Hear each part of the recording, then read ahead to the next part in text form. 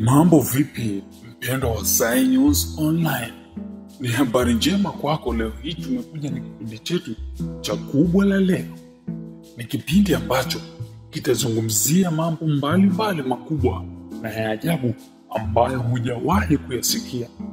Ila leo tumekuletea hili hapa: panya mtegua mabomu. Hivyo basi usisahau kusubscribe, kulike na kushare channel yako pendwa ya Sai News Online. Panya mtegua mabomu. Panya anayenusa mabomu ya ardhini nchini Cambodia ameweka rekodi mpya ya dunia kwa kufichua mabomu zaidi ya 100 ya kutegwa ardhini na mabaki ya dhana ya kivita ambayo yangeweza kusababisha maafa. Shirika la kutoa misaada ya kutegua mabomu ya Ubelgiji Apopo limesema panya huyo aitwaye Ronmin amekuwa akifanya kazi kaskazini mwa Cambodia kwa zaidi ya miaka 3 na kugundua mabomu 109 na vifaa vingine hatari 15.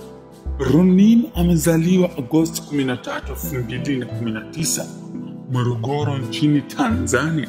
Amevunja rekodi ya awali iliyokuwa ikishikiliwa na panya mgawa ambaye naye pia alitokea Tanzania, ambaye aligundua mabomu 71 kabla ya kustaafu mwaka 2021. Usisahau kusubscribe, kulike na kushare. Sai News Online. Kubwa la Leo tumefikia hapo.